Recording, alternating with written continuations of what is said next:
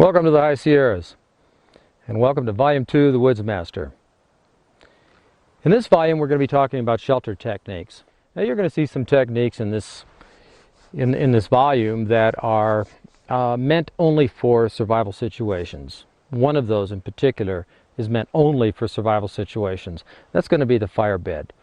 We're going to be showing you how to build a special kind of way of heating the earth and setting it up so that you could pull that heat back out of the earth during a cold night. But it's not something that you want to practice. It's something that you should know how to do in case of an emergency.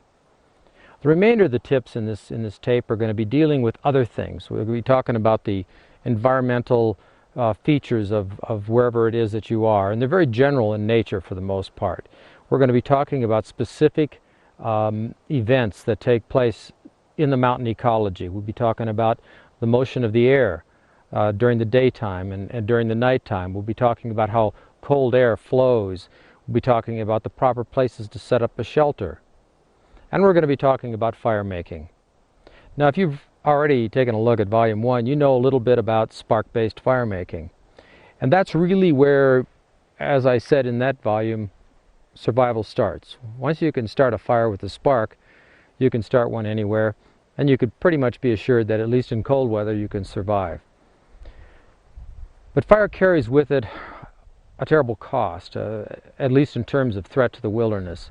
It's probably the single most dangerous skill that you can have. And it's often one that's misused by people.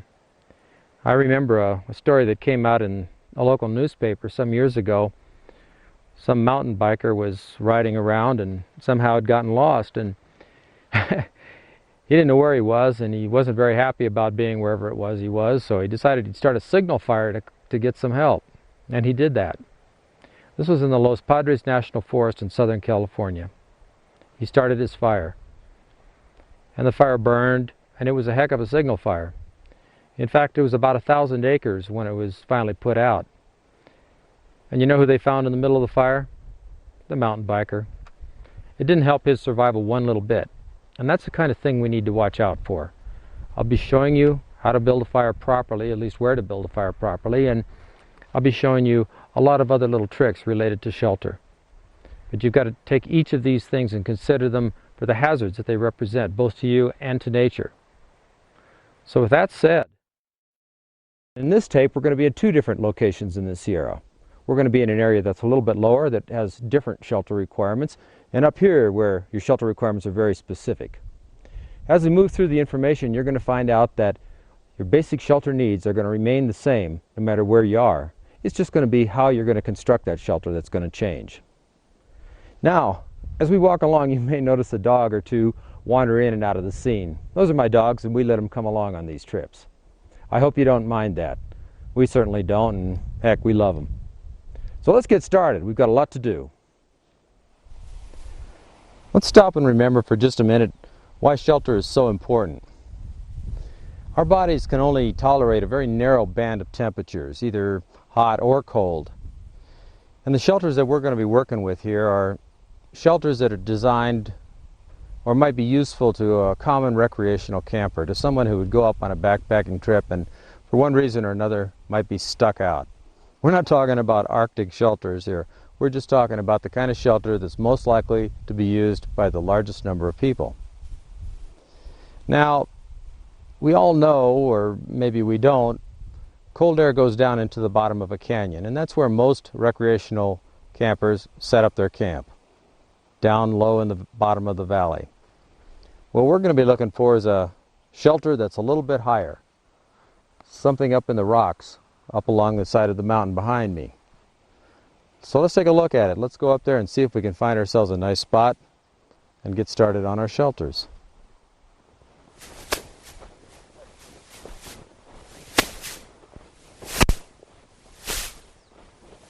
Hi, Kumi. How you doing, buddy?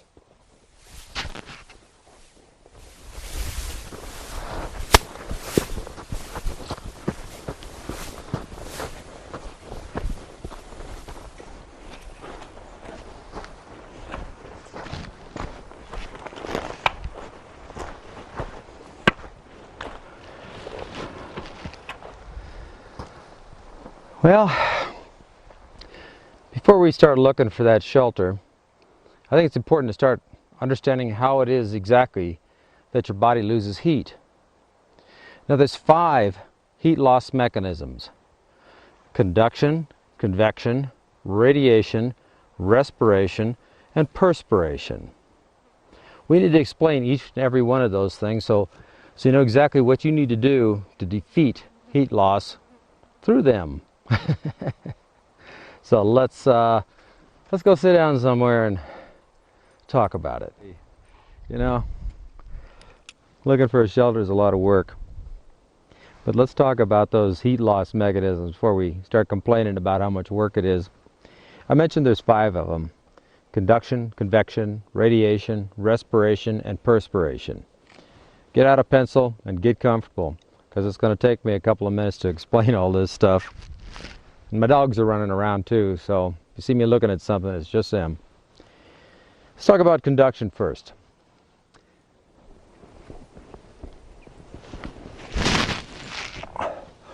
Whew, that's cold. What I'm experiencing right now is heat loss through the first of the 5 heat loss mechanisms: conduction. Conduction is where the heat passes from the warmer body to the colder body. The warmer body in this case is my fanny. The colder body is a snow-covered log, and that log is cold. Well, so is the earth. If you lay down on just plain old ground, like sand or dirt or anything like that, you're going to feel the same heat loss. It may not be as profound as what I'm feeling right here, but it'll get to you very quickly, because the heat will pass from you to the ground, and you can't heat up the earth. I've learned over the years that quite a few backpackers will go out and spend a couple of $100s on a beautiful sleeping bag. Very, very, very warm. Good to 10 below zero. Take it on a camping trip and freeze all night long. The temperature was only about 40 degrees. Why? It's because they laid that sleeping bag right down on the ground, and their body was losing heat through its conduction. Well, that's one of the ways we lose heat. So we've got to be sure that when we make a shelter, or we select a shelter, that there's plenty of protection from heat loss through conduction. The second one is convection.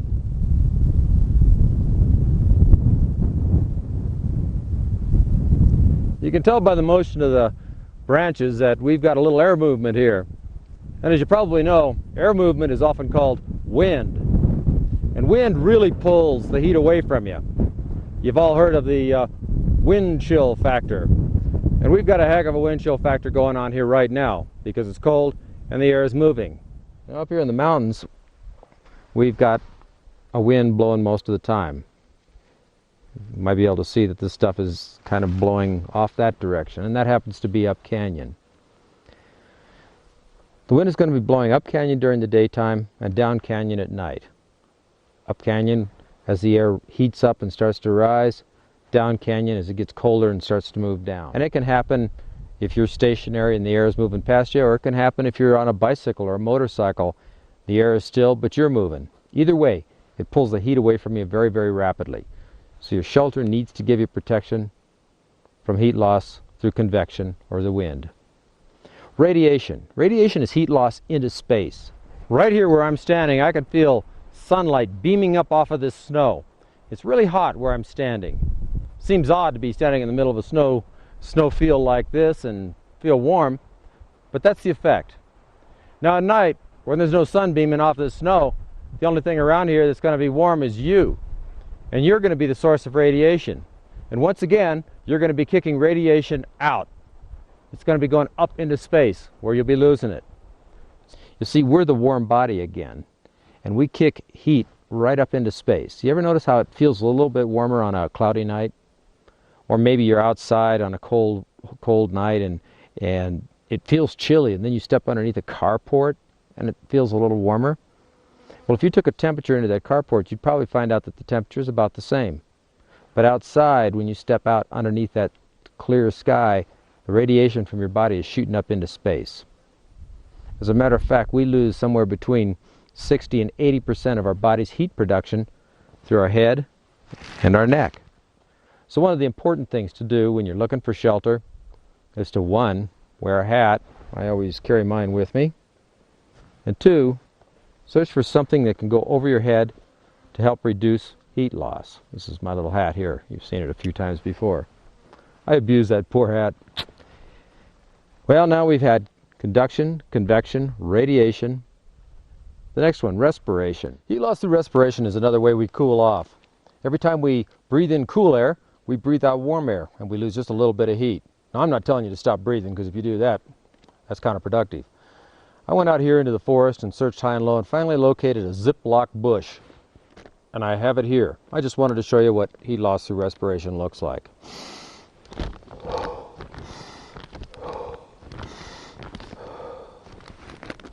Oop.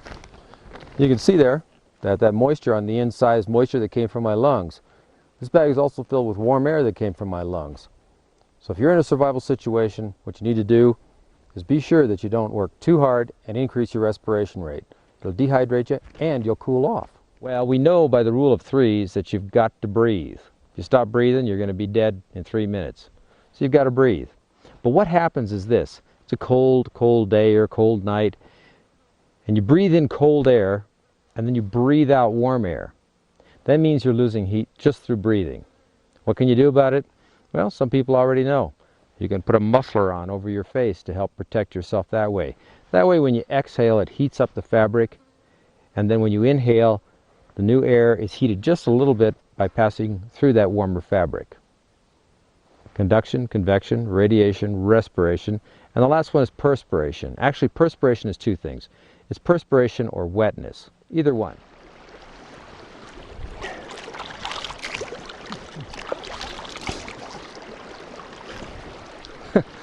That water is cold. You know, it's really important in a survival situation that you avoid getting wet at all costs. It doesn't make any difference how you get wet. It could be through perspiration, immersion, snow, rain, whatever. Water conducts heat hundreds of times faster than dry air. So if you want to stay alive, stay dry. Now, sometimes people will find themselves in a survival situation simply because they slipped into a stream and they got wet, and then the wind starts to blow and they lose their heat and they drop into hypothermia and they die. Other times people find themselves in the situation because they get excited. Oh my God, I'm lost. Oh, what am I to do? And they start to run, and they waste their energy running, searching for something, and finally they stop, and their bodies are heaving and puffing, and they're respiring very rapidly, losing heat that way, but they're also sweating, so their clothing is wet. And so now suddenly that heat starts to flow out of them. Well, those are the heat loss mechanisms we need to protect ourselves from. We're going to search for a place that protects you from heat loss through to the ground. That's conduction. We're going to look for a place that has protection from the wind, convection. Conduction, convection. Radiation. We're going to look for something that's going to have a little overhead protection, maybe a tree or something like that, or a rock shelter. Conduction, convection, radiation. Respiration. We're not going to work too hard looking for this place. When we get where we're going, we're not going to be jumping around. Conduction, convection, radiation, respiration, perspiration. Are you getting hypnotized yet? Perspiration. Well, we're not going to sweat it either, and we're not going to get wet. We're going to protect ourselves from rain. We're going to protect ourselves from snow, and I doubt that's going to happen. But we're not going to sweat. So we'll stay dry. If we can do that, we can survive. So now we need to start searching for that special place that gives us everything we need. Well, we got to walk again. Okay. You may wonder why I'm spending so much time worrying about shelter. And what it comes down to is priorities. And the way I've done it is I've set these priorities up in something I call the rule of threes. And it works like this. Normally you have about 3 minutes of survival without air. If you're underwater for 3 minutes, there's a good chance you're going to die. If you're out in the mountains and it gets cold out, wind is blowing, you're wet, you have about 3 hours of survival without shelter. You're in the desert or you're walking through the mountains and it's warm outside and you have no water. You have about 3 days without water. And you know what? It takes almost 3 weeks for you to die with no food. In fact, some people can last a lot longer than just 3 little weeks. There's another element that some people like to toss into this, and I'm Not sure about it, but it works out like this. You have about 3 months of survival without love. And what that really means is some people really need companionship. They need to have people around them, people to talk with. And if they don't have that, they lose hope and they give up the ghost. But that's what you should be using, is the rule of threes. When you're out in a survival situation, you need to think about what you need first. You've got plenty of air, you're okay. Then you need shelter. If shelter's not a problem, then you need water. If you've got plenty of water, then let's go look for food. But you know what happens? People get stuck out in the wilderness, and they look around and they say, oh my God, what am I going to do now? Holy moly, I got to get something to eat. I'm going to go hunting. Huh. Long before they get an animal, they've died from exposure. They died that night. Keep your priorities straight. Follow the rule of threes. It'll get you through a lot of nasty situations. So, when you find yourself out in the mountains and you look around that first time searching for the ideal shelter, you're going to run into a phenomena that a lot of people do. They say, God, it's big out here. There's a lot of places. Where do I start looking? Well, there's some techniques that'll help to reduce the kind of search that you start off on. One, if you're in the northern hemisphere, which I assume you are, what you're going to be searching for is a slope that's exposed to the sunlight during the daytime. We call those south-facing slopes. In other words, they face south. In the northern hemisphere, for the most part, the sun will be to the south. It'll be rising in the east, setting in the west, but it'll be in the south. So any slope that faces to the south is going to be receiving more solar radiation during the daytime. So that helps to narrow the search. Look around you for a slope that faces to the south. The next thing that you do is search for an area that has a slightly different vegetation than other areas. South-facing slopes tend to be a little drier, a little rockier, and have a different type of vegetation than north-facing slopes. That's because there's less moisture in the soil, the plants that grow there are different, and a variety of other things. There tends to be a little bit more erosion, and so forth. This behind me is a south-facing slope, and it's a good example of it. Now it looks pretty barren, but there you are, looking around. You look up on the side of a mountain, you find a south-facing slope, you see a rocky area, it's kind of barren, and right up in there, there's some good shelters. Now these rocks here have been absorbing sunlight throughout the daytime. All night tonight they're going to be re-radiating that heat, and that's going to keep you warm. Most people have had an experience with re-radiated heat, natural heat. If you ride a bicycle or a motorcycle, you probably run into it many times. It might be a summer evening, you're riding your bicycle and suddenly it feels very warm, and then you ride a little farther and it cools off quite a bit, and then maybe again it gets warm. If you look down at the ground when you feel it's starting to get warm, you'll probably notice that you're driving over asphalt. It's dark in color. It's been absorbing sunlight throughout the day and re-radiating that heat at night, so it keeps it nice and warm. If you're riding in a cooler area, look down and you'll see concrete. Lighter color, doesn't absorb as much heat, doesn't have as much to give up at night. Well, these rocks tend to be pretty light in color, but they are rocks and they do absorb a lot of heat. So this area in here is a good place to search for a shelter. A lot of nice microclimates. It's good and warm. We're about 50 to 75 feet above the valley floor. We're out of the majority of the wind. So this is the kind of area you're searching for. So let's take a look around in these rocks and see if we can find the place we want to spend the night. Well, this little shelter here has got some of the idea. You see we've got a tree over the top. That'll protect us from heat loss through radiation. We've got rocks on either side of it. That'll protect us from the wind, the convection. And we've got some pine needles on the ground. And that'll protect us from heat loss through conduction. But there is a problem. It doesn't look very comfortable, and it's on a slope. So let's not pick this one here. Let's take a look and maybe we could find something a little better than this. In fact, we better. This might look attractive to some people. You got a nice flat area here, sandy, looks comfortable. Got some rocks here. They're probably nice and warm from working throughout the daylight to absorb all that solar radiation. But again, there's a problem. That sand's going to cool off and you'll lose heat through conduction.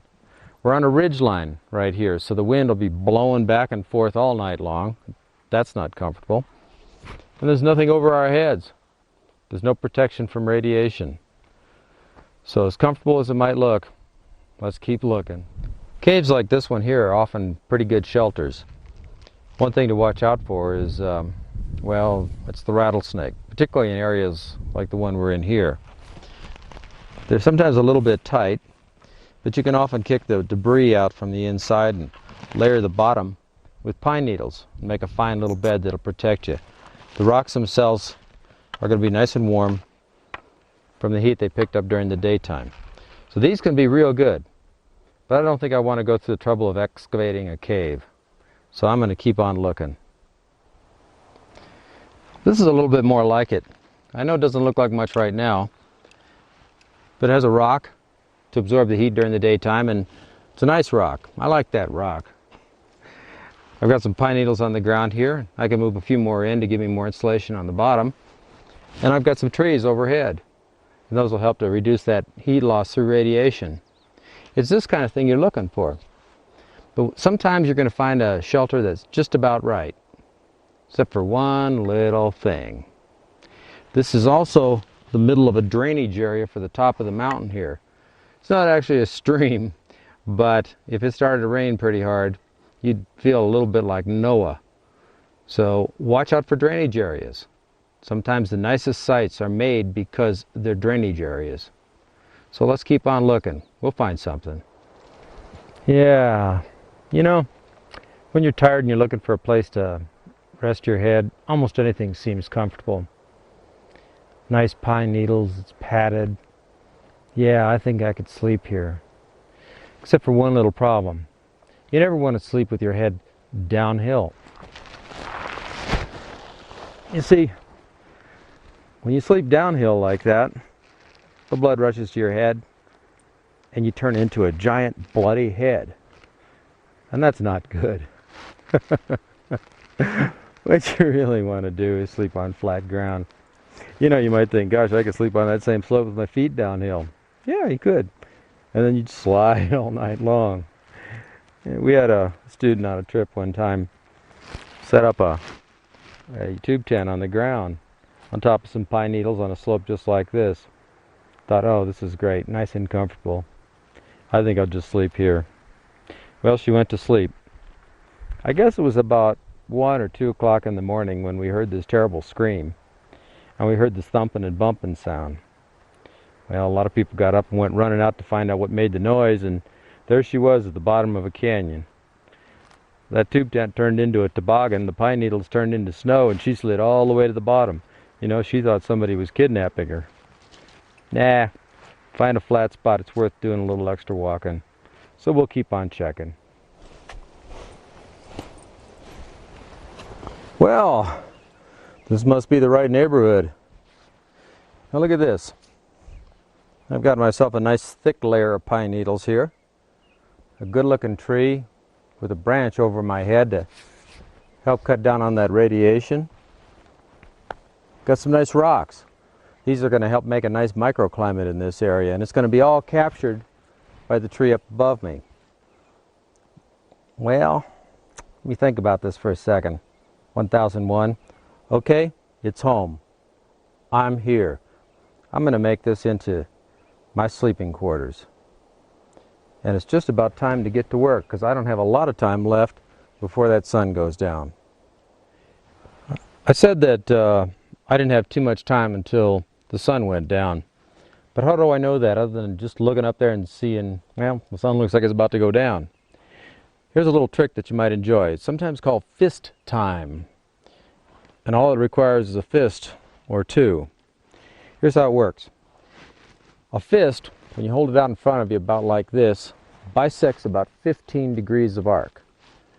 Now that may sound a little strange or not too useful, but when you know that 15 goes into 360 24 times, then maybe you can make the connection that, golly, one fist equals about 1 hour of sun time, because that's about how long it takes for us to see the sun in the same position the next day, 24 hours. So what we do is this. We put our fist out at the horizon where we think the sun is going to go down. And that's 1 hour. Another fist on top of that, that's 2 hours. another fist on top of that, and that's 3 hours, and so forth. Well, all you need to do is to make a count to the lower edge of the disk of the sun. And don't look directly at the sun. The number of fists to the lower edge of the disk of the sun is the number of hours till sunset where you're standing. And since you'll see 4 knuckles on each 1 hour, you can say that this is 15 minutes, 30, 45, and an hour. So in that way, each finger is worth 15 minutes on a 1 hour fist. Now your hand may be a little bit different. Your arms may be a little shorter, your fist may be a little larger, or maybe you've got tiny little hands and long arms. Don't know. So what you've got to do is accurize your fist. Now, there's a lot of ways to do that. You could whittle a big fist down, or you can swell a big fist up, but the best way to do it is just to actually find out how many minutes one of these fists is worth. The way I recommend it is simple. Find the horizon, wherever you happen to be, and put your fist out at the horizon, with the horizon at the bottom of your fist. And count the number of fists it takes until your hand is pointing straight up in the air. If it takes 6, guess what? You've got a 15 degree fist. If it takes more than that, you could work out how many degrees it's worth, and from that you could tell how many minutes a fist will be worth to you when you hold it out like that. But remember, it's really important. Don't look directly at the sun. Okay, the spot here that I've chosen to spend the night in is this right here up against the rock. I'll have that rock close to me, and I'll flatten this area out just on this side. Now, since this slope tilts a little bit this way in towards you, and from up here that direction, I'm going to need to do something to stabilize this, to keep it from sliding down the hill naturally. So what I'll do is I'll put some kind of a barrier, maybe a few logs or rocks or something along those lines, right in this area here along this line. And that'll keep these pine needles from shifting down. Then I'm going to make up a nice thick layer of pine needles, and of course I'll remove my little friends here, and that should make a nice comfortable bed. So I'm going to get to work at it, and I'll show you in just a little bit what it looks like.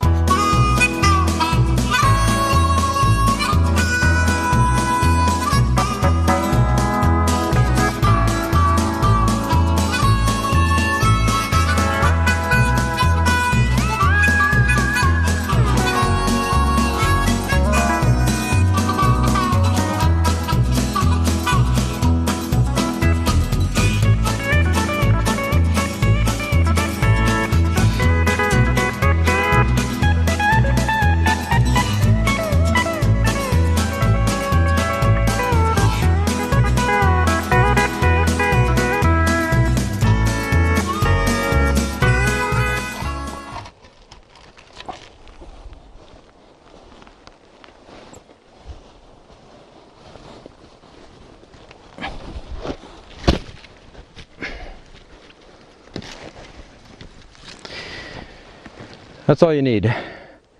You don't have to build a wall. All you need is some sort of a little barrier to keep your mattress from sliding down the mountain. And this is good enough because your weight's going to be holding it down. It just has a tendency to settle out, that's all. So what I've got here is plenty for tonight. So let's see if this thing works. Well,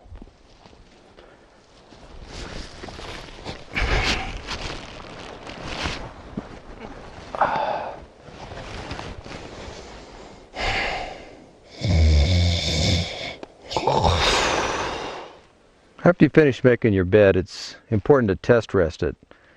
And that means that you ought to lay down on that guy for, a few minutes, 15, 20 minutes, an hour, whatever you think you can afford, because you're going to be sleeping in it for 8, 9, 10 hours.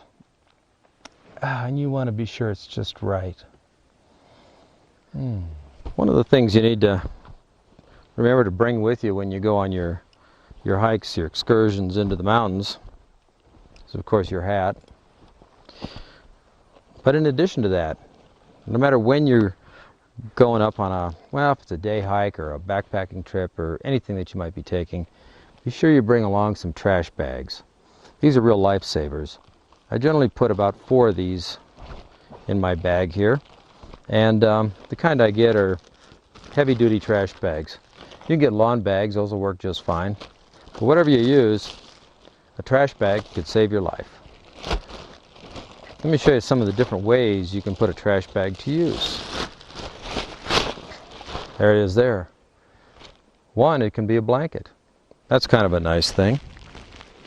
Another thing you can use it for is if it starts to rain or the wind begins to blow. And you know, I don't understand why they don't say open here. Let's try it on the other end. Wind begins to blow and you start to chill. Now you can open that thing up and take a look at this.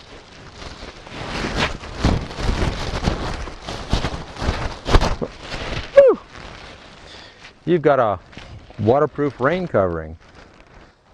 Now if you remember your priorities, your rule of threes, you're going to know that one of the priorities, the very first one, is you can only survive for about 3 minutes without air. So we can't let this continue. What we'll do here is we'll give ourselves a little breathing room. Something like that. Ah, that's much better. Now you can see I've got my upper body protected from wind and rain, and if I put my hat on, I've got that protected as well. But the wind can't get to me in here, and I've created something like a little vapor barrier. I know this is the height of fashion in vinyl land, but up here, this could be the difference between life and death. So bring your trash bags with you. I think I ought to show you a few more things that you can use a trash bag for.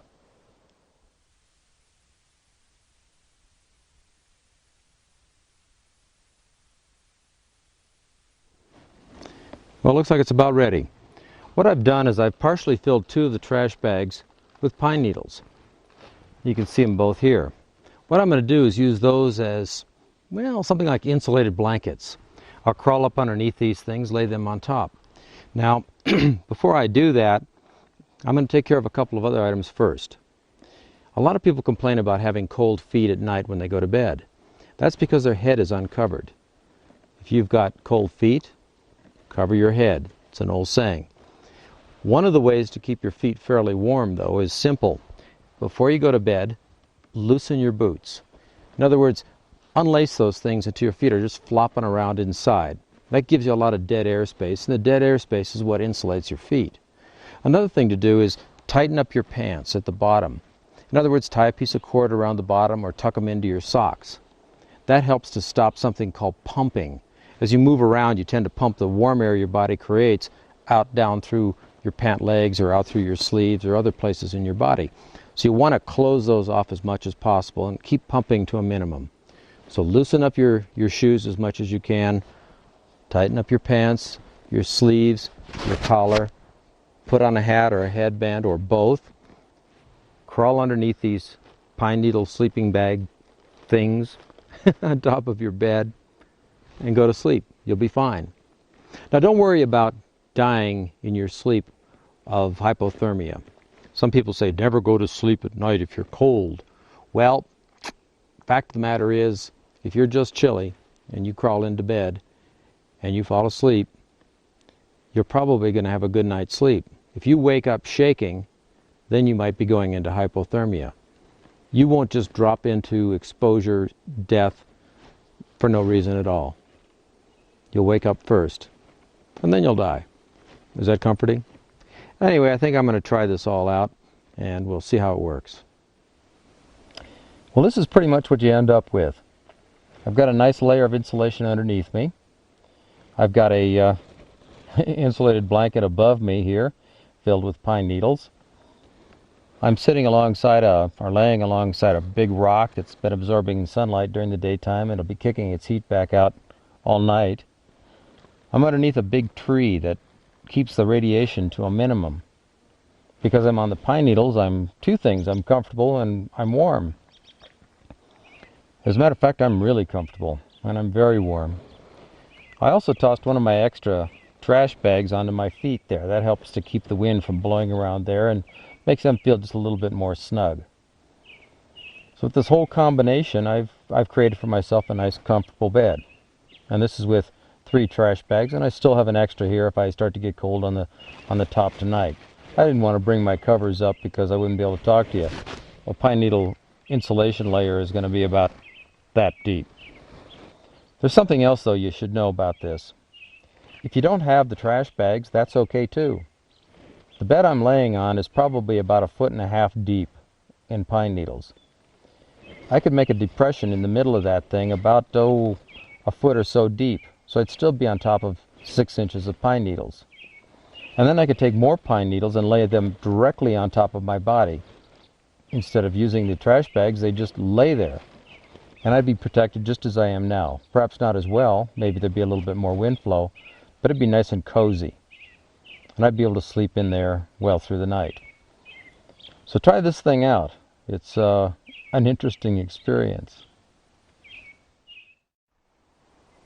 Well, this bed is ready for me. I'm not quite ready for it. I've got some things to do today. I'm going to go down to a sandy area I see down below and build myself a nice little reflector fire. Something that's going to heat me up while the evening cools off a bit. See, a reflector fire wouldn't be safe where I am here. There's lots of pine needles around and pieces of wood, and if I built a fire in here, I'd have a forest fire in no time at all. So I'm going to find a safe place to build that little fire. While I'm there, I'm going to take advantage of heat gain mechanisms. They're exactly the same things as we use to lose heat. Conduction, convection, radiation, respiration, perspiration. Except I'm going to be sitting near a fire gaining heat. I'll be drinking something nice and warm, gaining heat. I'll be breathing warm air, gaining heat, and like that. For my tea, I've decided on some of this stuff here. It grows wild all around here in the Sierra. It's called ephedra. It's also called joint tea, squaw tea, fir tea. It's got some other names as well. But you just break off a little bundle of it, toss it in some boiling water, wait about 10-15 minutes, drink it down. Warms you up. It's got a mild, well, wake me up effect as well. Not as strong as coffee, but it's good stuff, has a great flavor. Well, I'm thirsty, so I'm going to head on down and get that fire started. I've made these special little assemblies here. They're kind of crude, but I think they'll get the idea across. What you have here is a thermometer, a compass, and a little clock. And there's 2 of these devices. They're both identical. And you can see that the 2 thermometers register roughly the same temperature, actually pretty close. Don't pay any attention to those compasses. They don't know where we are, and heck, we do. We don't care. We're right here. And the clock, good enough. We don't care about time because we're in the wilderness. But anyway, we've got these 3 guys together here. Now let me show you what I've done to them. Here it is. I've taken both of these and put them on little poles. That's so I could take this pole, put it in the ground, and that will hold the thermometer above the ground. When it's above the ground like that, it'll be able to allow the wind, the air to blow past it like so, and cool it off to air temperature. If I was to lay this thermometer directly on the earth, all it would do is tell me what the earth temperature was. So we've got them on these little poles. And what I'm going to do is this. I'm going to place this pole down here in the bottom of a canyon, where the coldest air is going to be. And I'll take this other pole here, and I'll place it up in our shelter area. And then sometime tonight we're going to go down and take a look. And we want to see what the temperature difference is between down in the bottom of the canyon and up where we're going to have our shelter. Are you ready? Okay, let's put this one right here. There we go. Now that we've got this one placed down by the stream, we'll take the other one and put it up in camp. But you may be wondering, why is this guy doing that? Well, let me tell you. You see, cold air goes down. You all know that. You get up in the morning and maybe you go in to get a fresh glass of milk out of the refrigerator and you feel like cold air come puddling out of that refrigerator and hit you on the feet. Well, cold air goes down. It does the same thing in nature. If you want to stay out of cold air, what you don't want to be is down. You don't want to be at the bottom of a canyon. What you're going to probably see tonight is that the air down here will be something like 10 or 12 degrees colder than the air up where we're going to be. Now this movement of air coming down into the canyon like that has a name, and we all know the name. It's called wind. You see, every day the wind blows 2 different directions. During the daytime, it blows up the canyon. As the air heats up and starts to rise, it rises right up the canyon and goes up into the high meadows. And then at night, it starts to cool down. And you'll find that as it gets colder, it gets heavier and denser, and it's going to start flowing back down the canyon. And that's wind. Wind is another thing we need to avoid in a shelter. So if we want to avoid cold air and wind, we stay out of places like this. Now, I'm sure most people wouldn't be camping on a soggy stream bed, but the idea is that anywhere within a few feet of this elevation is going to be quite cold. In fact, it's going to be quite cold for a distance of maybe 40 to 50 feet of elevation above this spot. And that's where we're going to be, 40 to 50 feet of elevation above the valley floor. So we'll be starting this fire just as you saw in Volume 1. What I have here is a little bit of steel wool sitting in a bird's nest made out of juniper bark. We'll strike that steel wool, get that burning. The juniper bark will light up. And after it's burning, we'll take some of this pine needle here, this nice dry pine needles, and we'll drop that on top of the fire. As soon as that ignites, we'll toss on some of these small sticks. They'll light easily. And on top of that, some larger sticks, and after that, larger sticks still. But that should give us a good-sized blaze ready to accept some real firewood. One of the problems a lot of people have with fires is they'll get something burning and toss a log right on top of it. Naturally, it's going to go out. It takes some heat to get the bigger wood going. So we'll start with steel wool.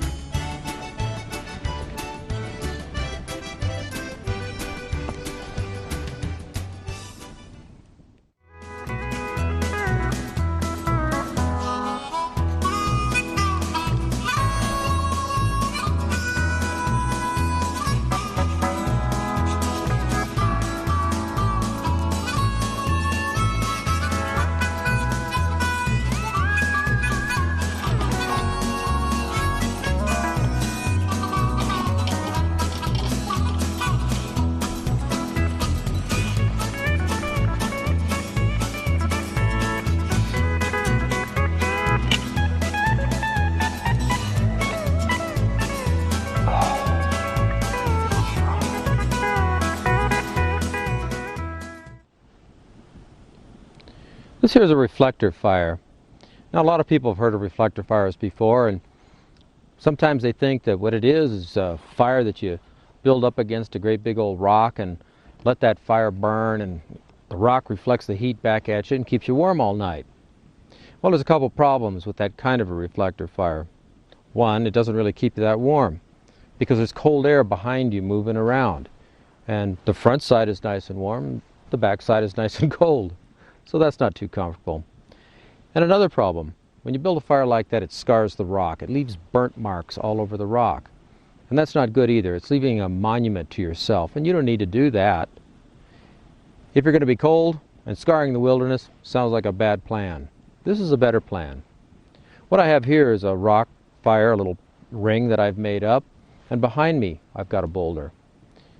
And that boulder picks up the heat that's coming off of this fire and reflects it back at me. And at the same time, that boulder has been absorbing heat throughout the daytime, and it's re-radiating that heat at night.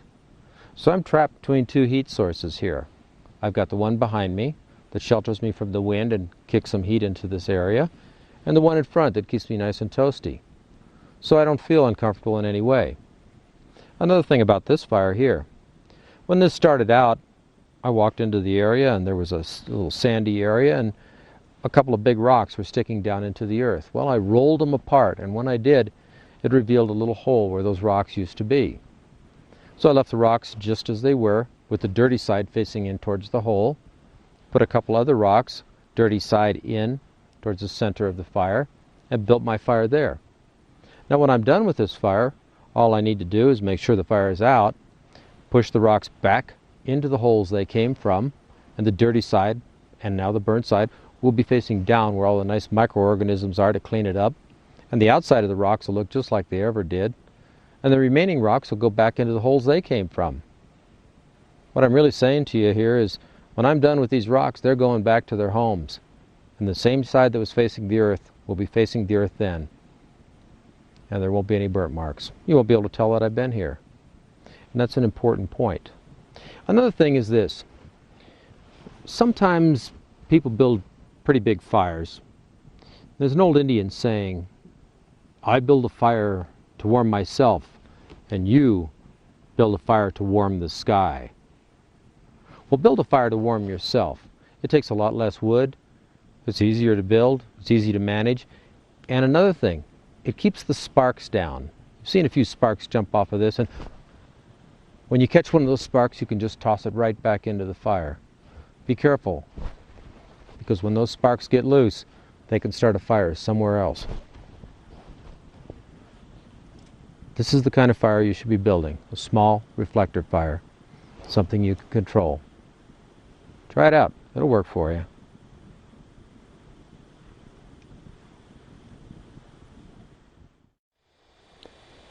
Well, this one up here near my camp looks like it's about 55 degrees, and it's only 10 o'clock. Now it's really going to get cold about 4 o'clock in the morning, and it's at 55 here. We could expect probably another 10 or maybe even 15 degrees temperature drop. Let's go downstairs and see what the other one looks like. Well, now look at this thermometer. This one down at the bottom of the canyon says it's only 40 degrees here. The one up above said about 55. So that means that there's a 15-degree temperature difference just by going 50 feet down into the canyon. That's an important difference. That could make the difference between life and death. So remember that. Cold air goes down, and it's really cold at the bottom of a canyon. As you've seen, the temperature difference between the bottom of the canyon and up on the side of the canyon was about 15 degrees at the lower camp. But up here in the high Sierra, the temperature difference can be as much as 30 degrees from down in the bottom and partway up the side of a hill.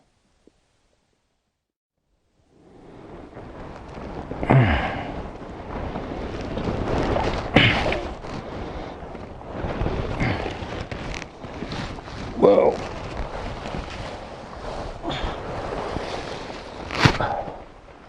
Whew. Well, good morning. Had quite a night last night. Found a few things that we turned into tools and got some ideas, some stuff I'd like to show you that came up. So let's take a look at it. Last night when I went to bed, I got tired of listening to those trash bags rattling on top of me. So what I did is I just dumped all those pine needles right on top of myself.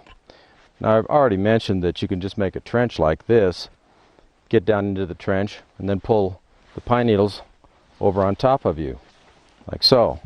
And that'll give you a nice covering to keep you good and warm throughout the night.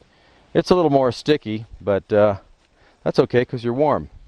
And it was a pretty chilly night last night. And I slept very, very well, actually.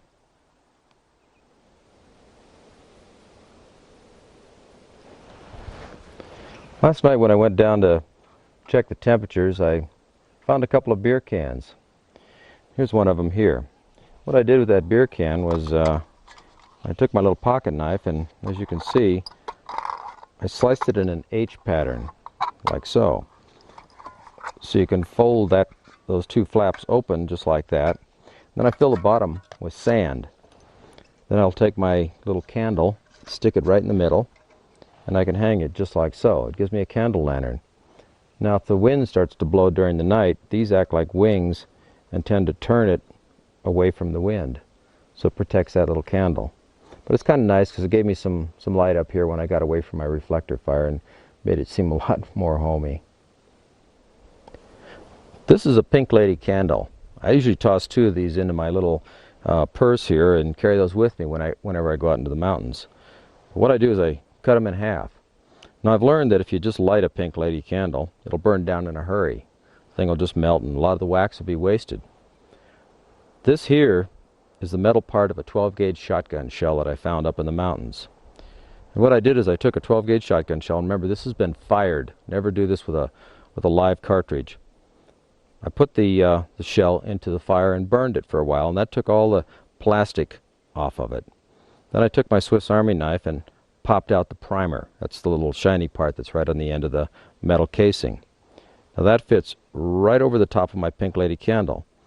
Now when I light that little wick right in there, the wax will pool on the top of the shell and it'll continue to burn, but it doesn't run down the sides of the candle. That makes these candles burn maybe 3 or 4 times as long as they would if I didn't have the metal cap on it. So try that out. All you got to do is make one of these one time and you can carry it with you.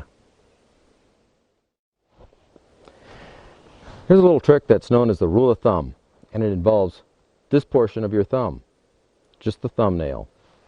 Now here's what you do. If you hold your arm out straight in front of you about like that, a 6-foot tall person will appear to be about as tall as your thumbnail when they're 100 yards away. That's nice for estimating the distance to a 6-foot tall person. But what about other things? Well, one thing we know is if you hold your hand out like this, a lodgepole pine tree, an average lodgepole pine tree, will be about a mile away. And there's a lot of things that you can use it for. You might discover that at 50 yards, a deer will be half as tall as your thumbnail, or just about anything that you'd like to estimate the distance to. All you need to do is be 100 yards from something one time and know the height of it, and then you can measure it against your thumb. But it's called the rule of thumb, and eventually you'll find that you'll develop sort of an encyclopedia of heights for your thumbnail, and you could say, ah, this is so far and that's this far and that thing over there is a little farther than that. Try it out, get used to it, and you'll enjoy it.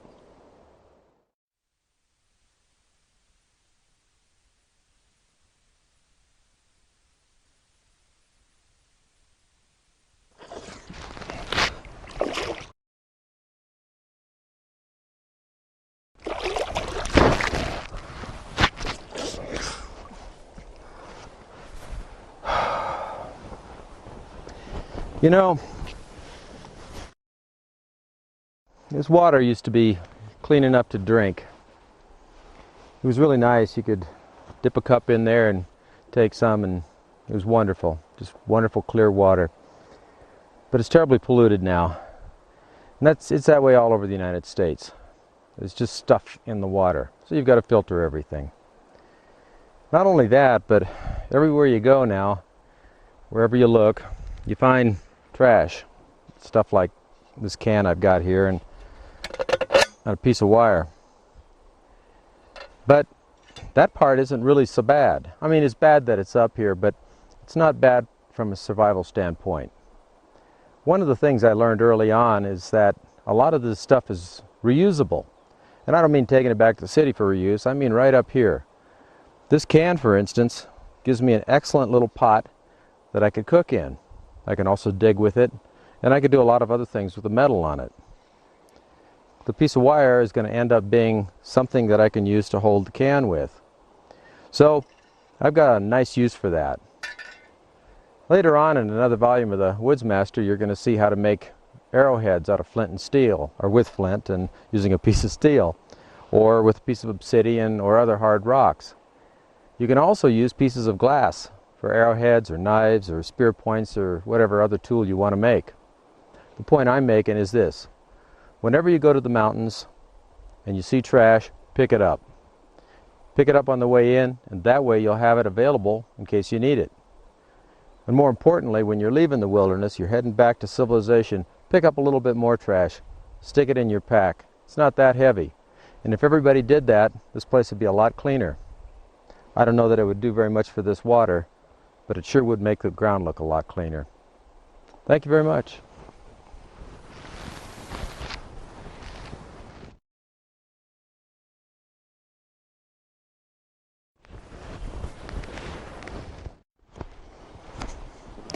You know, in Volume 1 I talked a little bit about the Swiss Army knife and some of the uses you could put it to, and I've had a lot of questions over the years about what I think is important.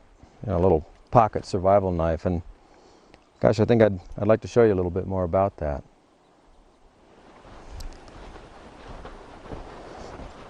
Well, as you already know, you can take a little knife like this and cut a fairly substantial stick and just snap it off like so. We showed you that in Volume 1. We also showed you that the knife has in it a little saw blade that makes cutting large sticks fairly easy. It just saws away. Well, when you're holding it like this, it's not quite as easy, but I guess you get the idea that it'll saw right into a piece of wood, and you could do a lot of construction with a nice long saw blade like this. The knife also has a variety of other tools on it. It's got a screwdriver, bottle opener, and a thing they sometimes call a wire bender. I've never really used it for bending wire. This one has a little gut hook on it in case you want to clean an animal like a bird or something like that. It also has, you know, for those people who find they want to enjoy the wilderness in a special way. Obviously mine is not used as much in that way as it could be, but we've got a little corkscrew. This makes it a real nice knife for traveling. You know, you get into those foreign countries and you decide you don't want to drink the water, try the wine. It also has, located on the back of the knife, a thing called an awl. And this is used for drilling little holes. You're going to see this in operation in a little while. And right in the middle of the hole, right in the middle of the awl, it's got a little tiny hole. And that hole can be used to hold a piece of thread, so you can use the awl as a kind of fat needle. But you can sew with the thing. So the knife itself has quite a few features. And like most Swiss Army knives, it's got the little tweezers for removing whatever needs to be tweezed, and a toothpick hidden over on the other side for picking your teeth after those amazing survival meals you're going to be eating. So that's the basic Swiss Army knife that I carry around. And this model here, although I don't know the name of it, is a lot larger, longer than most of them. This used to be called the Explorer, but there may be something else that it's called now. And I've seen these things for sale for quite some time. But that's not all there is to this little puppy. What we've got here is this. This little stick is a sharpening steel. I can use this to keep a good edge on that blade. Just by working the blade back and forth on it, I can keep it nice and sharp. And they make a lot of different kinds of sharpening steels. The next item on here is called a military P38 can opener. You've probably seen these in surplus stores. But this is a real handy little tool. You can use it for opening tin cans. Now, I mentioned that we sometimes find trash out here, and when we find trash out here, you may need to take off the bottom of a can or remove some part of it. And the P38 can opener is ideal for that. And if you've got canned food you find in a stash someplace, you can open it up and slurp it down. And finally, last but not least, is our metal match, the Boy Scout metal match, with which we can start a fire. So in this little package here, which I can put in my pocket, I've got a fire starter, a can opener, a knife sharpener, and all the tools that are on the knife. It's a handy little thing, easy to carry, does a lot of work, and I'll tell you this is the kind of thing you need to keep with you whenever you go to the mountains.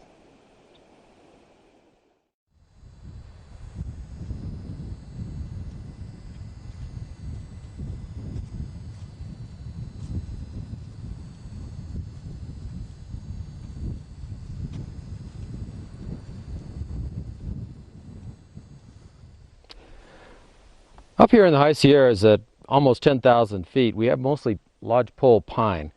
And the pine needles on the lodgepole are kind of short. They don't make a very good bed.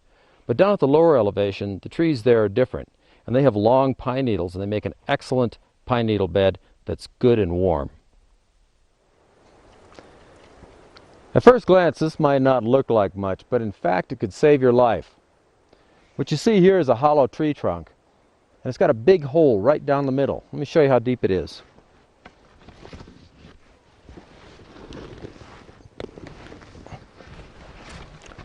It's plenty big enough for me. I could crawl down in there and make myself a comfortable little nest. And you can see that the stuff on the outside here is pretty soft. You could pulverize it easily. And that's exactly what would happen. You find a thing like this, you pulverize the parts that you can, you make a nest down inside, and you're protected. You're protected by conduction, or from conduction, because you're laying on top of these pulverized pieces of wood that give you good insulation. You're protected from convection, because the wind can't get through the solid outer body of the tree. You're protected from radiation, because you can't radiate out into space. You're enclosed in a tree. So it's a good shelter. It's easy to make, one you could pop together in a hurry. There's just one little problem with this one. It's not a big deal, but it's something that I look at. You see, while this could save your life, it's not comfortable. It's at an angle downhill, so you'd end up in a little ball down at the bottom. What I prefer to find is one that's nice and flat, but gives me the same kind of features. It's not just survival sometimes, it's survival with style. This is a nice flat tree. It's a little bit more like what we were looking for. It also happens to be hollow. How do I know that? Well, somebody put a door on this one, and there it is there. The whole inside of this thing is made out of real soft material. So what I'm going to do is take my walking stick, start pulverizing this stuff, and let's see what we end up with.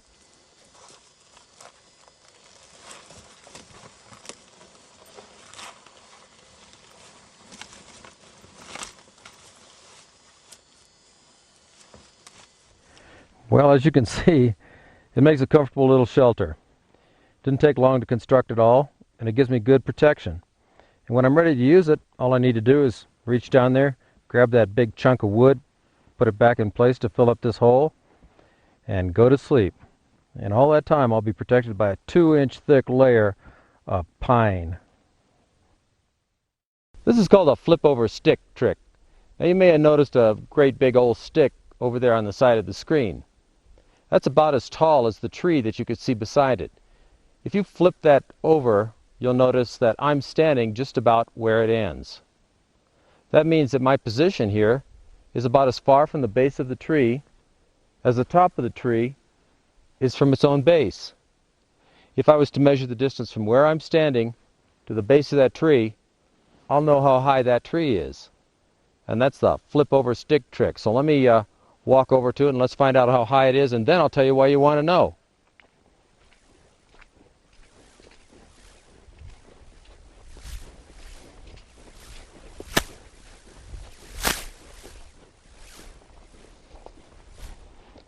Well, it's 10 paces exactly, right to the base of this tree. That means this tree is about 50 feet tall. Now let me tell you how I came to that number. As you saw, I paced off the distance from where I was standing to the base of the tree and then announced that it was 50 feet. Well, how did I know that? Well, I know it because I know the distance of my pace, just like the Roman foot soldier knew the distance of his pace. You see, the word mile that we use is actually mille, meaning 1,000. And that means that a mile is based on 1,000 Roman foot soldiers' paces. So next time you're driving, keep that in mind. Now my step is not quite as large as a Roman foot soldier's, but it gets me there. And let me tell you what a pace is exactly. A pace starts where your right foot is anchored. My right foot is anchored right here. The back of the heel is where it starts. I take a step, and then I lift my foot and drop it again. From the point my right heel left the ground until it encounters the ground again is one pace. So you should measure your pace and find out what the distance is from those 2 points. And then you'll be able to measure the height of trees and the distance across streams and a lot of other things. Why is it important that we know the height of that tree? Well, for this reason. You see, we already know that we need to be 50 to 75 feet above the valley floor in order to be out of the cold air movement. And as it turns out, that tree was almost exactly 50 feet tall.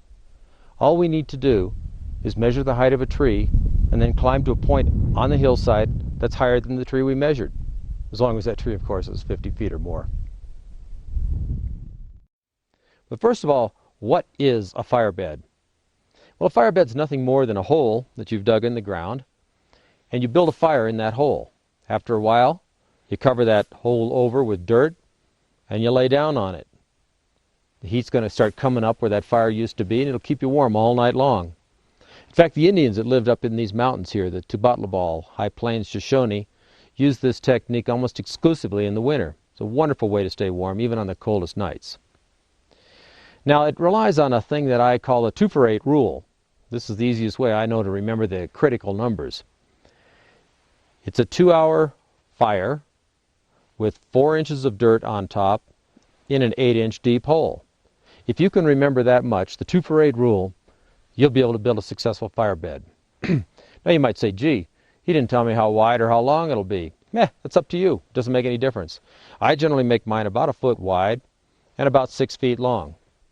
But some people will make them a little bit narrower or a lot wider or shorter. It's up to you. How much of a hole do you want to dig and how much wood do you want to gather? Now the site I've selected here for this fire bed, I've selected for a number of reasons. And those reasons are boulders. We've got one here, here, and another one over there. These boulders have been absorbing solar radiation from the sun all day long, and now they're kicking that heat back out just to keep me warm right where I am. But I'm going to add some more heat to them. I'm going to build that fire bed right here in the dirt, and then after that thing is burned for a while, these rocks will be even warmer. When the fire bed's covered over, all of these rocks are going to give up their heat to heat this entire area, and I'll be laying on a nice warm spot. So let's get started on this thing.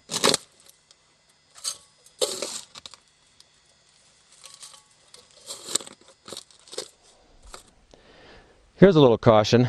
You notice that the dirt I'm digging in here is kind of wet. Wet ground means that when you build a fire bed, it's going to be kicking off some steam throughout the night.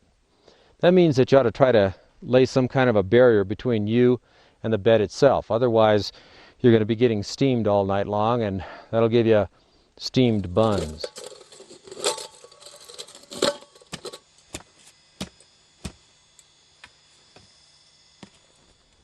For this demonstration, we're going to build this fire bed about 4 feet long, as you see here, and it's about 8 inches deep. That's the depth of one of these coffee cans here. So that's about all the deeper you need to dig it. About this big, about 4 feet long. After you've finished digging the hole, go ahead and put a few small stones down in the bottom. Now the purpose of these stones isn't to hold heat. The purpose is to allow air to get up underneath the fire so it'll burn really hot and heat up this ground completely. And one more thing, be really careful. Don't go down to the stream and pick rocks up out of the water. Those are called stream stones, and they're filled with moisture. And if you were to put them in a fire bed like this and heat them up the way these are going to get hot, they can explode. So be very careful. The rocks you get should come from the surface of the ground. Okay, now that's enough stones, but you'll notice that the tops of these stones are all roughly the same level. What you don't want to have is one stone sticking way up into it, because there'd be a lot of heat on that, and after you've covered it over, that little hot spot could give you a nasty burn. You notice I've piled up this wet dirt right around the outside of the fire bed. When this is burning, that dirt is going to start to dry out, and that'll drive some of the steam up out of it, so it won't affect you quite so much at night. Another thing that I've done with this fire bed is I've located it some distance from the rock on the end, and the one behind me, and the one on the other end as well. This is so when the fire is burning, the flames and the smoke won't scar the rocks on either end or over here. Another thing that'll happen is this: when I'm done using this, all I have to do is kick the dirt around a little bit, and there'll be no sign that I've been here sleeping. For tinder, I'm going to use the tips of a pine needle branch. These are the little dead tips that you'll find sticking out of just about any pine tree. They're usually dry because they're off the ground. We're going to use a technique from Volume 1 to get it started, which will be fire starting tool and stainless steel.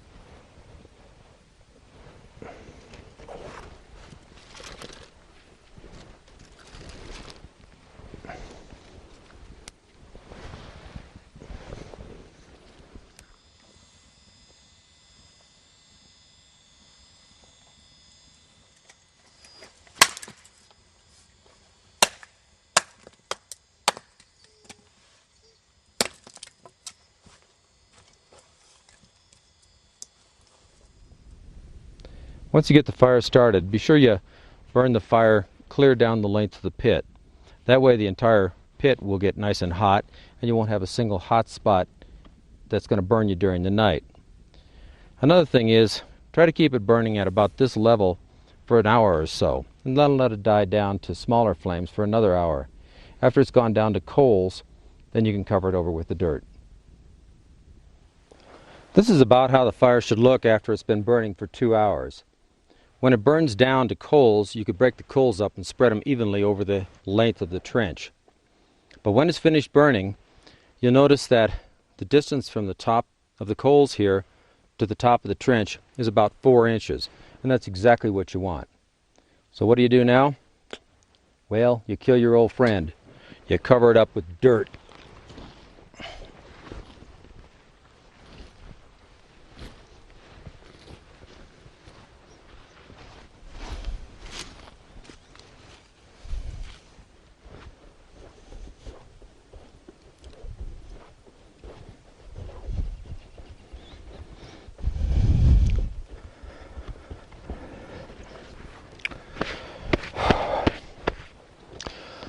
Once you've finished covering up your fire bed, be sure that you compress that dirt.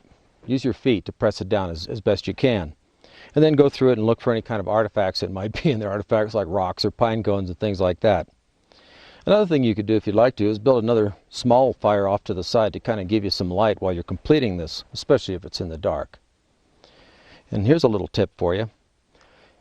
The distance between my little finger and my thumb is approximately the same as the size of the small of my back. So if you do this, run your hands in a straight line just like that where you think the small of your back is going to be, you can see that I've made 2 lines. And from those lines I can scoop out some little depressions like that.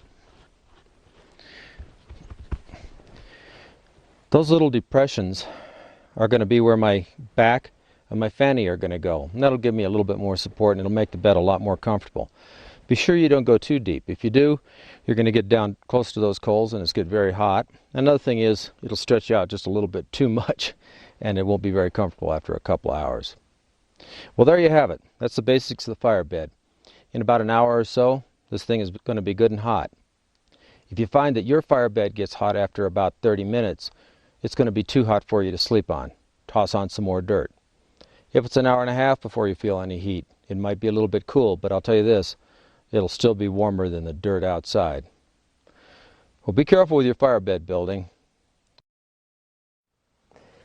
As you can see, survival shelters are a pretty straightforward proposition. There's a few basic things that you need to know, and you know them now. You know what the priorities are. You know what the heat loss mechanisms are. You know the wind blows down the canyon, and you know about heat loss through radiation and so forth. And you've also seen a few types of shelters that we've constructed. You saw the pine needle bed, the fire bed, the reflector fire, a log shelter, and things like that. And those are all really neat things to know. And there's hundreds and hundreds of more ways to make shelters. But there's something that I need to pass along to you. In fact, a couple of things. The first of those is this. Just because you know how to make a survival shelter doesn't mean you should go out and just do it. Don't leave your goods at home. Don't leave your tent at home and your sleeping bag and so forth just to try a survival shelter to see if it works. What if you do it wrong? It might be the last time you go camping.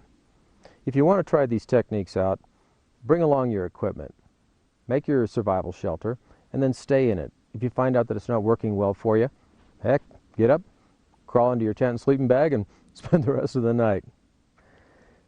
There are a few other issues that I'd like to bring up. One of those is be careful with fire. I always have to say that. Be very, very careful with fire, especially things like the fire bed and the reflector fire. The idea behind those is that you'll be sleeping near them. And when you're asleep, you're not really in control of your fire. So be very careful when you use those techniques, and use them kind of as a last resort.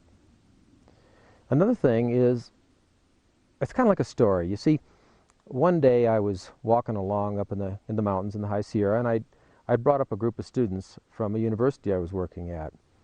And these students were scattered all around the mountainside. Well, as I walked along, I was walking right alongside a stream. I met one of the students. This fellow was breaking up logs. And you know, the air temperature was about 40 degrees, but he didn't even have a shirt on. He was sweating. He was working that hard.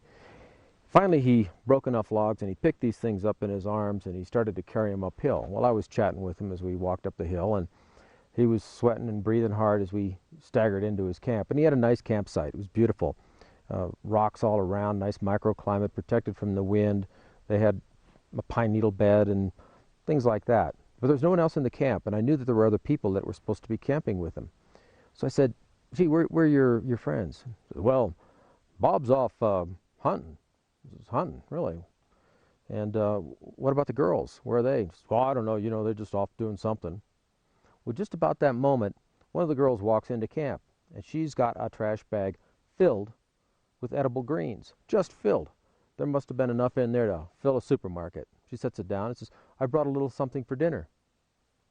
A couple minutes after that, the other guy staggers in. His pants are torn. He's got scratches on his hands and on his face. And he says, I caught dinner, look!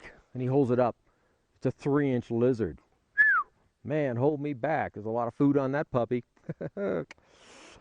Well, I thought to myself, you know, she's got enough food there for a week, and he's got enough food there for, well, I don't know, but it'd be pretty small.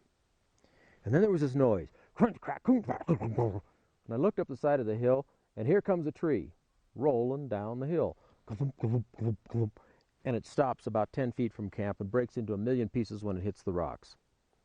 A few seconds after that, this girl walks down, and she goes, is that enough wood? Well, you see, that's something that happens sometimes out on survival trips. People put a lot of energy into the romance of survival living. They break up the wood and carry it up to camp. Well, the smart thing to do is to walk up the hill and push it into camp. Don't go hunting. Gather edible greens. Those are energy-saving things, and the energy that you save by doing those little things might be the energy that keeps you alive through the night. We hope you enjoyed Volume 2 of the Woods Masters series, and we're looking forward to seeing you again in Volume 3. Meanwhile, we'll see you on the trail.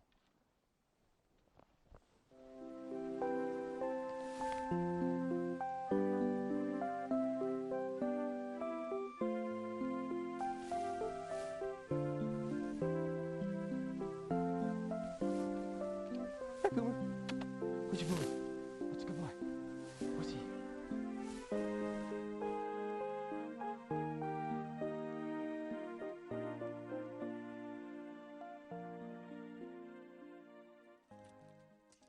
That's, was it Barfo and Feces?